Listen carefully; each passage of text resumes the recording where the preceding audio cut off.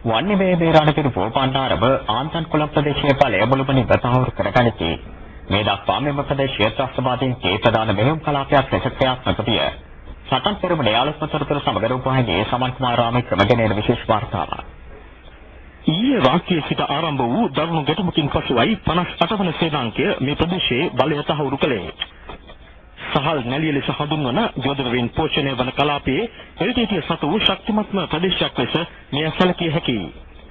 ආන්තන්කුලම් මන්සන්දිය අවට ජනතාව ඒකරාශී වූ පොදු ස්ථානයයි. අද දක්වා වසර 20කට අධික කාලයක් LTT මේ ප්‍රදේශයේ රැඳී සිටියා. අද LTTට දරුණු පරාජයක් මෙහිදී අත් වුණා. අපේ බටපිරේ සිතාම සාර්ථකව විවිධ අපේ යුදෝපක්ෂම භාවිතා කරමින් සතුරාට දැඩි ප්‍රහාරයක් ලබා දුන්නා. ඒ සමගම සතුරා දුවන තත්ත්වයකට පත් කරන්න අපිට හැකියාව ලැබුණා. ඔවුන් තමුන්ගේ බඩු බාහිරාදිය පවා මගදමා යන තත්ත්වයකට පත් කරන්න අපිට හැකියාව ලැබුණා මේ දවස් දෙක තුනේදී. LTT රැඳී සිටි ප්‍රබල ආරක්ෂිත නිවස්න රැසක් ආන්දම්කුලම් ප්‍රදේශය පුරාම දැකිය හැකියි.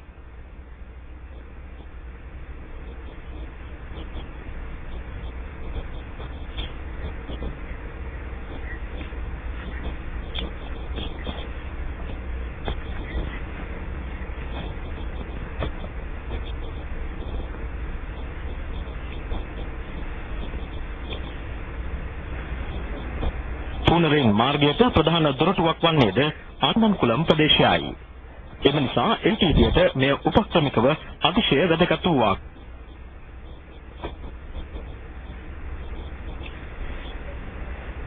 විවිධ ප්‍රදේශ යා කරන ස්ථානයක් තමයි ආන්දම්කුලම් කියන්නේ. ඔවුන්ට මෙම ප්‍රදේශ අහිමිවීම මගින් ඔවුන්ගේ සැපයුම් මාර්ග අහිමිවීමක් සිදු වුණා. ඔවුන්ගේ ප්‍රදේශ ගණනාවකට තිබුණු සම්බන්ධකම නැති කිරීමට අපිට හැකියාව ලැබුණා මේ ආන්දම්කුලම් ප්‍රදේශය අත්පත් කර ගැනීම මගින්. මන්නාරමේ LTTE ග්‍රහණය පැවති සහල් නැලිය කලාපයේ දැනට ඉතිරිව ඇත්තේ කරප්පකඩත්තාන් හා ආලම්කුලම් ප්‍රදේශ පමණයි. යුද හමුදාව මේ වන විට එම ප්‍රදේශද වටකොට තිබෙනවා.